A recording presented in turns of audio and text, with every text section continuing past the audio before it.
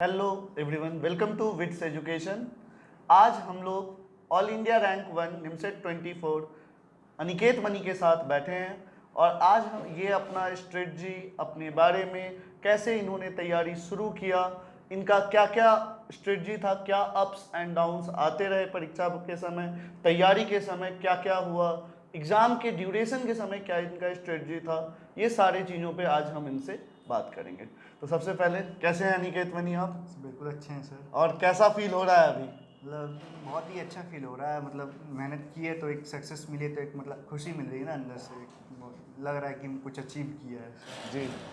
तो जिस दिन आप तैयारी अपना शुरू किए थे, क्या आपको लगा था कि रैंक 1 क्लिक हो जाएगा? मतलब स्टार्टिंग में तो नहीं लगा था, पर जैसे जैसे मतलब मेहनत करते गया तो फिर मतलब ऐसे लगा कि हाँ इतनी रैंक आ सकती है, अब इतना आ सकता है, और फिर एकदम लगने लगा कि हाँ मतलब 1 भी लाया जा सकता है। जी। और एक चीज़ है, निमसेट में सबसे इम्पोर्टेंट और सबसे ज़्यादा वेटेज जो है वो मैथ्स का होता है। मैथ्स को आप कैसे टैकल किए? क्योंकि मैथ्स जनरली अगर आप किसी भी बच्चों से पूछोगे जो जी। एमसीए एंट्रेंस की प्रिपरेशन कर रहे हैं, वो मैथ्स में बहुत वीक होते हैं। तो आप अपना जर्नी बताइए, कैसे आपको मैथ्स में इंटरेस्ट आया, क्या हुआ, कैसे आपने शुरू किया मैथ्स को पढ़ना, कैसे आपको वो सब चीज़ में फील आने लगा, जो थॉट प्रोसेस चाहिए किसी मैथ्स सवाल को बनाने में, कैसे आप फील करने लगे?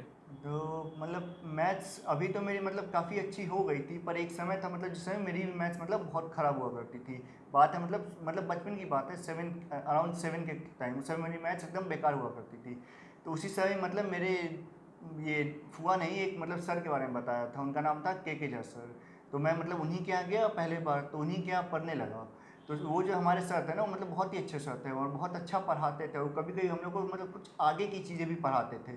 तो जैसे जैसे मैं आगे की चीज़ें पढ़ने लगा तो मतलब मुझे कुछ कुछ पता चला। तो जब मैं क्लास में जाता था अपने स्कूल में और बच्चों से बात करता था उन चीज़ों के बारे में, तो मतलब लोग मुझे अटेंशन देने लगते थे। लोगों को लगता था कि ये तो बहुत तेज़ है। तो मतलब मुझे खुद से अंदर से लगा कि अगर ऐसा है तो मतलब मुझे एक अटेंशन मिल रहा था, तो मैं खुद उस पर मेहनत करने लग गया। और ऐसी मेहनत करते करते करते उसी कोचिंग में मतलब 9th आते आते तक मतलब मेरी एक मैथ्स में क्रिटिकल थिंकिंग बहुत अच्छी डेवलप हो गई थी। मैं क्वेश्चन सॉल्व करना, क्वेश्चन समझना सीख चुका था, क्वेश्चन कैसे समझते हैं। तो मेरी मैथ्स में इंटरेस्ट तो उसी समय से आ गई थी। मतलब मेरी एक मैथ्स में जो क्रिटिकल थिंकिंग होती है, क्वेश्चन सोचते कैसे हैं, उसी समय से डेवलप हो गई थी। और फिर वो मतलब मेरे आज तक मेरे साथ रही। बीच में मैंने मैथ्स जरूर ही छोड़ दिया, पर जब मैंने दोबारा निमसेट की प्रिपरेशन स्टार्ट की, उस समय मैथ्स की जो क्रिटिकल थिंकिंग जो मेरी बन रखी थी, उसने मेरा हमेशा साथ दिया इस चीज़ में। तो आपका बेस जो है वो बहुत स्ट्रांग रहा और इनका क्रेडिट के झा सर को जाता है, जिन्होंने बहुत ज़्यादा एफर्ट आप पे लगाया होगा। हाँ। क्योंकि मैथ्स का जो डर होता है बच्चे के मन में, जो वो डर खत्म कर देता है, तो वो बच्चा तो मैथ्स से प्यार करने लगता है। क्योंकि मैथ्स सब्जेक्ट ही ऐसा है। आप एग्री करते हो मेरी इस बात से? Yes sir. क्योंकि मैथ्स का यही वैल्यू है हाँ, हमारे बात तो सबके सर, लाइफ में। निमसेट में मैथ्स का वेटेज भी सबसे जी। ज़्यादा है। और निमसेट 2024 की जो तैयारी थी, आप कब से शुरू किए, कैसे शुरू किए, क्या रहा आपका स्ट्रेटजी, इस पे आप बताइए। तो पहले तो मतलब मैं निमसेट पे मतलब मुझे इतना हमेशा था कि मैं कोई ना कोई एनआईटी निकाल लूँगा। पर मेरे पापा ही ने कहा कि अगर जब टाइम है तो तुम एक बार ट्राई करके देख लो कोचिंग।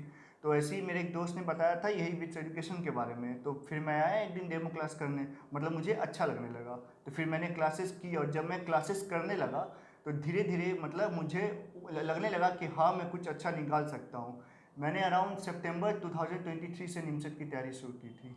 सितंबर 2023 से भी शुरू करके आप रैंक 1 ला सकते हैं। बस आपको अपने ऊपर विश्वास होना चाहिए। जो जीता जागता एग्जाम्पल हमारे पास अनिकेत मनी है। वाह अनिकेत मनी, इस बात के लिए बहुत बहुत बधाई थैंक यू आपको। सर। और हमको अभी भी याद है, जब आपने पहला दिन आया था, ट्रिगो रेशियो की क्लासेस चल रही यस थी, सर। उसमें ग्राफ को बताया जा रहा था। हाँ। आप बहुत इंजॉय कर रहे थे उन चीज़ों को, हाँ। क्योंकि ग्राफिकल सेंस मैथ्स का आपका डेवलप हो चुका था और आप उस हाँ। चीज़ को फील कर पा रहे थे, जो हम आपको बताने की कोशिश कर यस रहे सर। थे। यस। चलिए, और बताइए निमसेट क्या, ये तो स्टार्टिंग हुआ, स्टार्टिंग हाँ। कंटिन्यूएशन आपका फेज क्या था, क्या रूटीन आपका रहता था निमसेट 24 के तैयारी के समय? जब मैं ऐसे डेली लाइफ में निमसेट की जब मैं तैयारी कर रहा था, तो मैं सुबह यहाँ 9 बजे आता था, और यहाँ पे एक लाइब्रेरी था। तो मैं सुबह 9 से जब तक हमारी मैथ्स की क्लासेस नहीं हो जाती, या क्लासेस कोई भी स्टार्ट नहीं होने वाली थी, तब तक मैं लाइब्रेरी में बैठ के सेल्फ स्टडी करता था। और जब हमारी क्लासेस होती थी तो मैं अपनी क्लासेस करता था और फिर उसके बाद एक सेल्फ स्टडी करता था।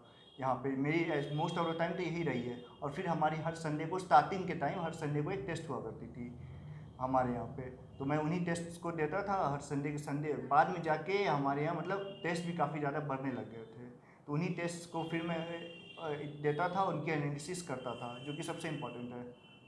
चलिए, और मैथ्स तो आपका अच्छा था, लेकिन सिर्फ मैथ्स तो इम्पोर्टेंट नहीं है। Yes, मैथ्स के साथ साथ निमसेट को में रैंक 1 लाने के लिए आपका रीजनिंग भी काफ़ी अच्छा होना Yes. चाहिए, कंप्यूटर भी अच्छा होना चाहिए। तो रीजनिंग के लिए तो हमको लगता है कि रीजनिंग आप सारा चीज़ विट्स में ही सीखे हैं। यस सर, रीजनिंग के लिए तो मैं सर को थैंक यू कहना चाहूँगा। जो भी मतलब रीजनिंग मैंने सीखा यहीं पे सीखा है, ये नहीं कि रीजनिंग कभी पहले से पढ़ा हो। मतलब मुझे आज भी याद है, एक पजल का क्वेश्चन था, सर ने दिया था, मेरे को मतलब समझ ही नहीं आता, क्योंकि पजल बनाने का मुझे कभी तरीका ही नहीं पता था कैसे बनाते हैं। तो मतलब मुझे बहुत देर लग गया था, तो सर ने बताया कि पजल में हमेशा ऐसे नोट डाउन करके लिख देते हैं नंबरिंग वाइज, और तब बैठाने की कोशिश करते हैं। फिर मतलब मुझे ये सब चीज़ पता चली, पहले मतलब मुझे पता ही नहीं था बनाते रीजनिंग कैसे। सिर्फ आप सेल्फ स्टडी से किए होंगे। हर समय लगता है कि रीजनिंग सब्जेक्ट बहुत आसान है, लेकिन रीजनिंग के जो लॉजिकल सेंस होते हैं, जब तक आपको आपके फैकल्टी उस सेंस पे बात नहीं करते हैं, तब तक आप वो रीजनिंग पे कमांड नहीं कर सकते यस हैं। बिल्कुल सर। ये आप एग्री करते हैं? और इस चीज़ का पूरा क्रेडिट हमारे टीम मेंबर निखिल सर को जाता है। वो बहुत मेहनत करते हैं हर एक बच्चों के लिए, और वो बच्चों को ऐसा सिखाते हैं कि बच्चा किसी दूसरे को सिखा सकें। उनका हमेशा यही मोटो भी रहता है कि ऐसा सिखाएंगे कि बच्चा हर एक सवाल 240 में 240 का टारगेट भी वो रखते हैं, और हर एक बच्चों को मोटिवेट ऐसे करते हैं कि 200 प्लस ही लाया जाए। Yes sir. ये हमेशा, ये आपको बहुत अच्छा लगा होगा यहाँ। यस सर और बिल्कुल। फिर कंप्यूटर कैसे हुआ? कंप्यूटर तो हमारे यहाँ लास्ट 5 मंथ्स में मतलब पूरा फोकस दिया गया था, क्योंकि कंप्यूटर का सिलेबस उतना ज़्यादा नहीं है, तो हमारे लास्ट 5 मंथ्स में पूरा कंप्यूटर का सिलेबस ख़त्म किया गया था। और वैसे ही हमें टेस्ट ली जाती थी और ये क्वेश्चंस बनवाते थे सर, गेट्स के PYQ करवाते थे। गेट्स के पीवाईक्यू बनाना बहुत हेल्पफुल रहा यस होगा सर आपको। बिल्कुल। चलिए, कंप्यूटर भी अच्छा से मजा आया होगा पढ़ने में। बिल्कुल सर। कंप्यूटर में भी बेसिक आपका क्लियर होगा, कुछ आर्किटेक्चर के पार्ट आपने यहाँ हाँ सीखे होंगे, हाँ क्योंकि हाँ। बीसीए बैकग्राउंड से आपका कंप्यूटर ही बैकग्राउंड हाँ है। बिल्कुल सर, जी हमारे सेकंड सेमेस्टर में हमारी कंप्यूटर आर्किटेक्चर थी, तो उस समय हमने पढ़ा था ये सर। जी। चलिए, और अपना रूटीन बताइए, डेली आप कैसे पढ़ाई करते थे? ये तो आप इंस्टीट्यूट आते थे, फिर क्लास में लाइब्रेरी रहते थे, कितना देर का आप सेल्फ स्टडी करते थे डेली बेसिस पे? अराउंड 8 to 10 आवर्स का। 8 to 10 आवर कंसिस्टेंट थे आप? कभी कभी मतलब उससे काफ़ी ज़्यादा भी हो जाता था, जैसे मैं यहाँ से जाता था तो थोड़ा सा ब्रेक लेके, और फिर मतलब उस समय के बाद भी अब मेरे घर वाले से पूछा, मैं तुरंत फिर लैपटॉप में बैठ जाता था, कभी क्वेश्चन बनाता था या कुछ मतलब वीडियो ही देखते रहता था, किसी किसी टीचर्स की देखने लग जाता था मैं। मतलब फिर रात के ऐसे ही करते करते खाना, एक बीच में खाना खाने का ब्रेक लेता था, और फिर आके मतलब कभी कभी 2 भी बज जाते थे, कभी 3 भी बज जाते थे, और फिर मतलब सोता था, वही लेट भी हो जाते थे काफ़ी। अच्छा, तो बहुत हार्ड वर्क आपने किया है, कितनी रात जगे हैं, जिसके कारण जिसका रिजल्ट रैंक 1 है, ये कह सकते हैं हम लोग। हाँ, तो आप सुकून से सो रहे हैं अब सर। सुकून से सो रहे हैं, चलिए ये बहुत अच्छी बात है।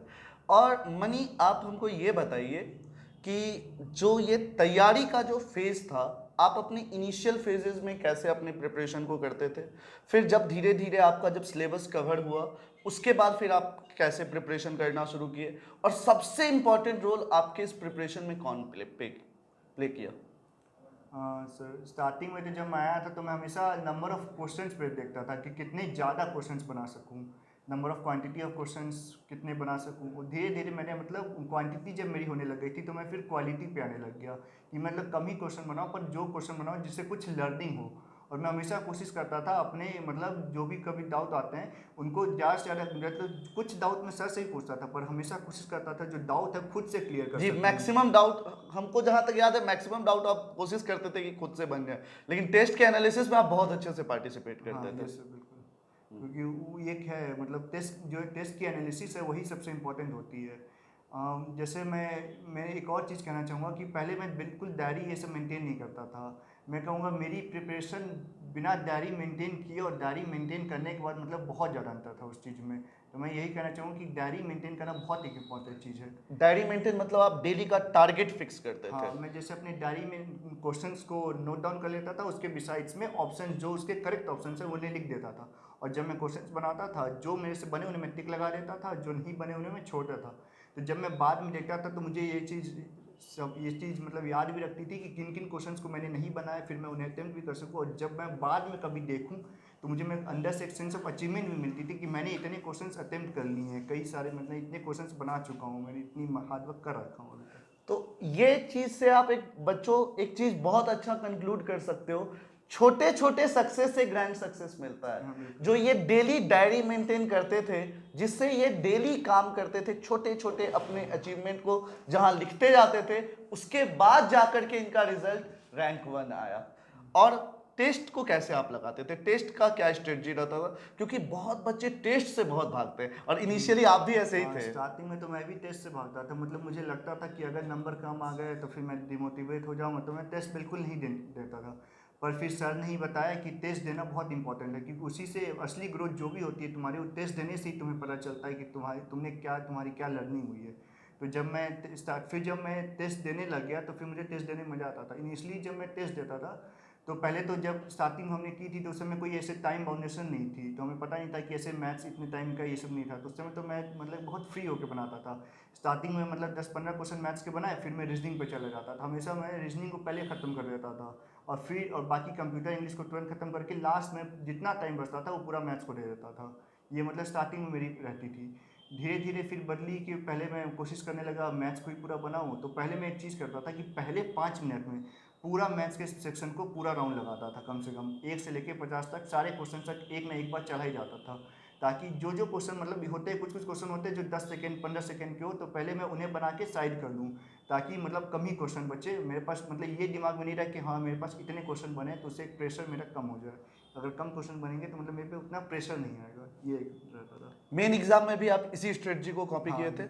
मेन एग्जाम के समय तो सर एक टाइम बाउंडेशन भी आ गया था, तो उस समय इंपॉर्टेंट भी था कि मतलब क्वेश्चंस पे टाइम नहीं रुकना। जैसे एक बहुत इंपॉर्टेंट चीज़ है जो मैं पहले करता था गलती, कि मतलब जैसे मैंने कोई क्वेश्चन उठाया, उसे देखता था, उसको मैं 15-20 सेकंड के बाद सोचता था कि नहीं ये क्वेश्चन अभी नहीं हो पाएगा, छोड़ देता हूँ। तो ये एक बहुत बुरी चीज़ थी कि मैं 15-20 सेकंड लगा के ये सोच पाता था कि ये क्वेश्चन बाद में करना है। बाद में मतलब मैंने एक चीज़ ये डेवलप कर ली कि मैं क्वेश्चन देखता था, तुरंत समझ आता था नहीं ये क्वेश्चन बाद में बनाना है, 1 या 2 सेकंड बहुत से बहुत लगाता ये था। धीरे धीरे नंबर ऑफ हम्म, टेस्ट ज्यादा देने देने से से ये आपको चीज़ आ रही है, ये आया। ताकि टाइम बच सके मैं। जी। और टेस्ट आप सब जगह का लगाए थे, कहाँ कहाँ, जैसे आप टेस्ट जो लगाए थे, क्या था टेस्ट का स्ट्रेटजी आपका। मैंने अभी तो सर बताइए टेस्ट की चीज़, मैंने टेस्ट मतलब यहाँ के भी लगाई और भी बहुत सारे इंस्टीट्यूट्स के मैंने टेस्ट लगाई थी। जैसे हमारे यहाँ के एक सर हैं, उन्होंने मतलब हमारे यहाँ के कुछ बच्चे हैं, उन्होंने सर को कहा था कि सर हमें मतलब, क्योंकि हमारी कोचिंग बहुत छोटी है तो हमारे बहुत कम बच्चे हैं, तो हमारी कोचिंग के बच्चों ने कहा था सर को कि सर हमें वहाँ का टेस्ट देना है, तो हमारे सर ने हमें खरीद के दे दिया था। तो मुझे तो ये चीज़ स्टार्टिंग में पता भी नहीं थी, पर बाद में मुझे पता चला कि ये टेस्ट भी है, तो फिर मैंने बाद में दिया, मतलब बहुत सारे टेस्ट मैंने दिए थे। सारे जगह के आपने टेस्ट दिए थे बिल्कुल सर। और उसमें भी आपका रैंक अच्छा आता था। हाँ। मेन मोटो हम लोग का यही रहता है कि अगर हम कहीं का भी टेस्ट अगर यूज़ करते हैं तो बच्चे को पता होना चाहिए। हमारे पास स्ट्रेंथ अभी कम है और हम लोग अभी 3 साल पहले से ही स्टार्ट किए हैं। हम लोग अपने कंटेंट को डेवलप कर रहे हैं, अभी हम लोग डेवलपिंग स्टेज पे हैं।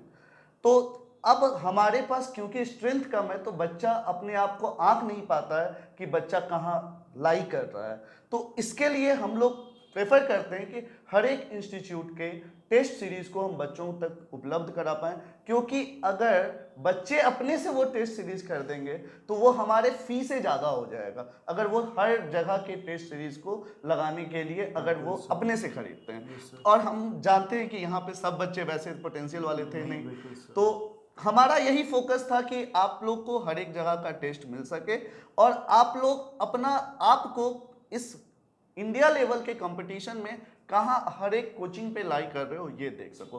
लगभग बिल्कुल आपको सर। का रैंक बहुत अच्छा रहता था, हाँ, लगभग हर सबके सब टेस्ट में। में टॉप 10 में रहता और था। ये टेस्ट सिर्फ आप नहीं देते थे अपने। मेरे कोचिंग के पहले तो मैं देता ही नहीं था, जितने भी पहले के टेस्ट हैं बाकी कोचिंग के, मेरी कोचिंग के दूसरे बच्चे देते थे। मैंने तो लास्ट में जाके कुछ कोचिंग्स के टेस्ट देना स्टार्ट किए थे, जब मुझे खुद से लगा कि हाँ देने चाहिए। क्योंकि एग्जाम नज़दीक था और पता चलना चाहिए कि हमारा रैंक क्या आ रहा है इंडिया भर में। जबकि उस समय तक मेरी पूरी प्रिपरेशन हो भी चुकी थी, मेरे सब जगह अच्छे नंबर आ ही रहे थे। मैंने दिया था, टेस्ट देना स्टार्ट किया था फिर उसके बाद से। और इंस्टीट्यूट के टेस्ट आपको कैसे लगे, जो हमारा इंस्टीट्यूट का टेस्ट है। इंस्टीट्यूट के टेस्ट कभी कभी बहुत आसान भी होते थे, तो कभी कभी मतलब बहुत हार्ड भी हो जाते थे, कभी कभी मॉडरेट भी रहते थे। तो एक मतलब एक जैसा टेस्ट कभी नहीं रहता था, कुछ कुछ क्वेश्चन रिपीटेड भी आते थे, रिपीटेड टेस्ट भी होते थे बहुत सारे। क्योंकि निमसेट का पैटर्न हम जानते हैं, क्वेश्चन कई बार रिपीट भी करती हैं। Yes, sir. जब आप इस बार निमसेट 2024 दे रहे थे, तो उस समय कितने पुराने सवाल आपको दिखे जो आप लोग ऑलरेडी टेस्ट में लगा चुके थे? मुझे तो सिर्फ मतलब पुराने पैटर्न पे दिखे हैं, पर एक ही क्वेश्चन है जो मुझे दिखा है, पुराना क्वेश्चन, अच्छा, जो एक डिफरेंशिएबिलिटी का एक क्वेश्चन था वो वो पूरा दिखा जो, हाँ। और सारे जगह के टेस्ट सीरीज, बात क्योंकि इस बार का टेस्ट बहुत यूनिक हाँ, था। इसमें क्वेश्चंस भाई बहुत आसान थे, मतलब कुछ खाली क्वेश्चंस नए थे पर सारे क्वेश्चंस बहुत आसान थे, ये था इस बार का एक चीज़। चलिए, बहुत बढ़िया। और आप बुक कौन कौन सा फॉलो करते थे पूरे निमसेट 24 के दौरान? स्टार्टिंग में तो मैंने एक एमसीए गाइड करके एक किताब है, पहले वो बनाया था, और फिर बाद में मैं एक सेल्फ स्कोरर करके किताब है उसे बनाया था। मैंने मतलब सबसे ज़्यादा सेल्फ स्कोरर ही बनाया होगा, मैं कहूँगा सबको कि सेल्फ स्कोरर बेस्ट किताब है इसके लिए। मैं बीच में मैंने कुछ चैप्टर्स आदि शर्मा से भी बनाए हैं और सिंगेट से भी बनाए हैं, पर मतलब मैं निमसेट के लिए कहना चाहूँगा कि बेस्ट बुक तो सेल्फ स्कोरर ही है। Self scorer is enough for NIMCET वही मैथमेटिक्स? उसी किताब को 2-3 बार बना लो, तुम्हें डाउट होता है फिर तुम जाके दोबारा जाके उस चैप्टर को बना लो, जी। तुम्हारे लिए सेल्फ स्कोरर बेस्ट किताब है। और रीजनिंग में कौन सा बुक सबसे बेस्ट है? रीजनिंग में मैं ये तो नहीं कह सकता कौन सा बुक बेस्ट है, मैंने जनरली एक ही किताब, 2 किताब बनाई है। एक किताब थी BS सेजवाली करके जिससे रीजनिंग बनाता था, और एक किताब थी के कुंदन की मैजिक बुक ऑन पजल्स, मैंने उन्हीं दोनों किताबों को बनाया। और बाकी रीजनिंग मैंने टेस्ट से ही अपनी की है, टेस्ट देता था, उनके एनालिसिस से ही मैंने अपनी रीजनिंग को और अच्छा किया है। चलिए, ये तो बहुत अच्छी बात और है। एक एप्टी की किताब थी, RS अग्रवाल की एक एप्टी की किताब थी। अच्छा, क्वांट आप वहाँ से किए, और फिर गेट के PYQ से कंप्यूटर को अपने अच्छा किया। चलिए, और जूनियर्स को क्या मैसेज देना चाहेंगे कि जूनियर्स को कैसे प्रिपरेशन स्टार्ट करनी चाहिए, क्या करनी चाहिए? जूनियर्स के प्रिपरेशन में अगर तुम्हारे अभी 25 वाले हो और 26 वाले हो तो अलग अलग केस है, अगर तुम 25 वाले हो तो तुम्हें अब मतलब सीरियस हो जाना चाहिए।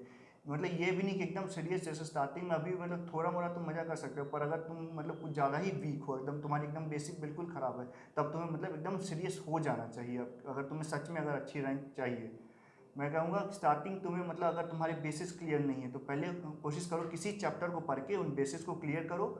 और एक किताब आती है NDA की प्रिपरेशन की, RS अग्रवाल की, उस किताब को बनाओ, क्योंकि एक बहुत ही बेसिक किताब है और साथ में साथ थोड़ी चैलेंजिंग भी है, पर बहुत बेसिक किताब है। अगर तुमने उनसे बेस क्लियर हो हाँ, जाता है। उस किताब से बेस बहुत अच्छा क्लियर हो जाएगा। जब तुम्हें लगता है उन किताब पे कमांड हो गया, यानी कि अब तुम्हारा बेस मैथ्स का कम से कम क्लियर हो गया है, अब तुम ये MCA गाइड, सेल्फ स्कोरर, इन सब पे जा सकते हो। बच्चों का ये बहुत समय डाउट रहता है कि पहले कौन सा किताब बनाया जाए। जैसे आपने बताया कि सर NDA का किताब पहले बनाना चाहिए, और उसके बाद फिर किसको प्रेफरेंस दें, MCA गाइड की एररलेस? मैं कहता हूँ कि तुम खुद ट्राई करके देखो, जिससे तुम्हें लगती है तुम्हारी ग्रोथ हो रही है तुम उसे ट्राई करो, और तुम ये भी देखो क्या तुम्हारे पहले बेसिस क्लियर है। जैसे मेरे मतलब बेसिस क्लियर थे तो मैंने मतलब NDA वाली किताब उतनी बनाई नहीं है, पर मैंने कुछ चैप्टर्स बनाए जिनके मेरे बेसिस क्लियर नहीं थे, तो मैंने उन चैप्टर्स को बनाया है। अगर तुम्हारे बेसिस क्लियर है तो तुम सीधे MCA गाइड एररलेस से स्टार्ट कर सकते हो। और पजल का भी कोई स्ट्रेटजी खास बच्चों को बताना चाहोगे? स्टार्टिंग में तो मेरे मतलब बहुत टाइम लग जाते थे पजल्स में, पर पजल्स मैंने मतलब बहुत प्रैक्टिसेस की हैं। पजल को मैं यही कहूँगा कि प्रैक्टिस से ही अच्छी होगी। पजल्स मैंने इतने ज़्यादा पजल्स बनाए हैं कि मतलब मुझे अब क्वेश्चन पढ़ते ही समझ आ रहा था, मैं तुरंत तुरंत जो चीज़ें पजल बनाने के लिए जो इंपॉर्टेंट चीज़ होती है, मैं तुरंत क्वेश्चन आधे पढ़ते ही मतलब वो चीज़ें लिखना स्टार्ट कर देता था, और जैसे जैसे लाइन पढ़ता था मतलब पजल को सॉल्व करने लग जाता था। तो मतलब ये पजल जो मेरी डेवलप हुई है सॉल्व करने की, वो क्वेश्चन प्रैक्टिस से ही हुई है डेवलप। चलिए, ये तो बहुत अच्छी बात है। हर जगह हर एक टीचर बस आपके लिए कैटलिस्ट की तरह है, ये मेरा कॉमन डायलॉग है। आप समझिए, सिर्फ हम आपके रेट ऑफ रिएक्शन को बढ़ाएंगे, हम या सर जो हैं वो सिर्फ और सिर्फ आपके रेट ऑफ रिएक्शन, बट असली एफर्ट आपका है, और असली रिजल्ट का क्रेडिट सिर्फ और सिर्फ आपका है। यस। तो अनिकेत, इस बात का हमको बहुत नाज है कि आप ऑल इंडिया रैंक 1 लाए मुजफ्फरपुर बिहार से, और हमारे यहाँ से पहला रैंक 1 आप हैं। ये बहुत बड़ा अचीवमेंट है विट्स एजुकेशन में के लिए भी। आप रोल मॉडल हमेशा रहोगे यहाँ के बच्चों के लिए। ये निखिल सर, आप कुछ पूछना चाहेंगे अनिकेत से? अनिकेत, जी। पहले रीजनिंग जब नहीं बनता था तब क्या स्ट्रेटजी लिया? पहले तो फिर मैं टाइम देता था उन क्वेश्चंस को, मतलब बार बार ट्राई करता था क्यों नहीं बन रहा है, सर से पूछता था मतलब, और सर मतलब होता था हमेशा क्वेश्चन बनाने का तरीका जनरली यही होता है, दो चार चीज़ क्वेश्चन बनाने का तरीका ही नहीं समझ आता था। जनरली डाउट मेरे लिए इसी से आता था। सर बता रहे थे कि तरीका ऐसे होना चाहिए, ऐसे बनाओ। जनरली लोग पजल को पजल फोबिया कहते हैं। पजल से बहुत सारे बच्चे भागते हैं क्योंकि वो टाइम टेकिंग होता है, उनको हाँ ये पता ही नहीं होता है कि स्टार्ट कहाँ से करना है। हाँ, तो तुम भी है ना टेस्ट, जैसे इस टेस्ट में भी जैसे जब मैंने निमसेट 2024 का जो ये दिया था एग्जाम, तो उसमें मैंने पजल को सबसे लास्ट में बनाया था। तुम पजल को लास्ट में लेके चलो, जब तुम्हें लगता है बहुत टाइम लगता है तो तुम पहले स्टार्टिंग में जो क्वेश्चंस बेसिक है, जो सिलॉग के क्वेश्चंस हो गए, कैलेंडर क्लॉक के क्वेश्चन हो गए, उन्हें स्टार्टिंग में बनाओ। मैंने भी यही किया था, पजल के क्वेश्चन सबसे लास्ट में। जैसे एक पजल आया था डबल वेरिएबल का, मैंने उसे सबसे लास्ट में जाके बनाया था। तो वो सॉल्व भी हुआ था। हाँ, वो सॉल्व हो गया था लास्ट में। चलो पहले तो बहुत बहुत बधाई थैंक यू सर। कि हम लोग को यहाँ तक लेके आए कैमरा के सामने। यस। Thank you. हाँ। तो आज का इंटरव्यू यहीं पे ख़त्म करेंगे। अनिकेत, कुछ एंड के लिए कुछ कहना चाहेंगे आप? सर कुछ जवाब देना चाहूँगा। एक कोचिंग है जिन्होंने कल एक वीडियो डाली थी मेरे बारे में, मतलब उन्होंने, वो कोचिंग है, नाम तो नहीं लेना चाहूँगा मैं, पर वो उन्होंने बहुत बातें कही, पर उन्होंने अपने फ़ायदे के लिए बहुत बातें उन्होंने मेरे बारे में छुपा दी। जैसे उन्होंने कहा कि उन्होंने मेरे से बात की, पर बात में उन्होंने ये नहीं कहा कि, उन्होंने कहा कि मैंने उन्हें सर को पहले ही कहा था, सर मेरी मैथ्स बहुत पहले से अच्छी थी, रीजनिंग मेरे को आपकी अच्छी नहीं लगी थी, तो मेरी तो डेवलपमेंट हुई नहीं।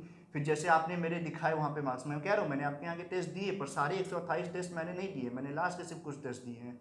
अब जाके देख लो वहाँ पे, आप चाहो तो IP एड्रेस चेक कर सकते हो, टेस्ट कहाँ से दिए गए हैं, कैसे दिए गए हैं। मैंने जो लास्ट के टेस्ट दिए थे, आप कहते हो आपके यहाँ से अगर इंप्रूवमेंट हुई होती, आप जाके देखो मेरे सारे लास्ट के टेस्ट में नंबर एक समान कांस्टेंट रहे हैं। अगर इंप्रूवमेंट हुई होती तो ग्राफ ऐसा कुछ रहा था, पर मेरे तो लास्ट के सारे टेस्ट में जो ग्राफ है पूरी ऐसे रही है, थोड़ी मोड़ी अप्स एंड डाउन्स, बहुत छोटी मोटी अप्स एंड डाउन्स रही हैं मेरा। फिर आप जैसे आपने एक और एलिगेशन लगाया था, जब तुम्हें टेस्ट अच्छे नहीं लगते थे तुमने इतने टेस्ट क्यों दिए। तो एक कारण मैं ये कहना चाहूँगा सर, जो मज़ा किसी बड़े कोचिंग में जाके वहाँ के टॉप बच्चे को डाउन करने में जो सेटिस्फेक्शन मिलती है ना सर, और किसी चीज़ में नहीं मिलती है सर। ये मैं आपको कहना चाहूँगा, इस चीज़ में एक बहुत मज़ा आता है सर, किसी बड़े कोचिंग में जाके वहाँ के टॉप बच्चे को अगर डाउन करो ना, तो बस इसी चीज़ के लिए देता था कि मुझे खुद से एक सेटिस्फेक्शन मिलती थी वहाँ। एक सेल्फ कॉन्फिडेंस आप अपना बढ़ाना चाहते थे, जिसके जी, कारण सर। आप एक ही कोचिंग नहीं, आप लगभग हर एक मैंने कोचिंग को, फिर टेस्ट एक दिया। कोचिंग आपको टारगेट किया, वो अलग चीज़ है। हाँ। लेकिन ये बात है, ये आपने बहुत अच्छा बात कहा। और सर एक बताए, बहुत अच्छी अर्निंग हो गई। आपने स्टार्टिंग में ही वीडियो में कहा था कि हम, आपने जब एक कोचिंग संस्था के बारे में जब आपने वीडियो बनाई थी, तो आप कह रहे थे कि सर हम टीचर हैं, यूट्यूबर नहीं। पर सर वीडियो के अंत में आपने खुद ही प्रूव कर दिया कि नहीं, आप यूट्यूबर ही हैं, जैसे आपने जो काम किया है। तो आज का इंटरव्यू यहीं ख़त्म करेंगे हम लोग। जरूर सर। तो Aniket, thank you, thank you, thank you everyone. Thank you sir.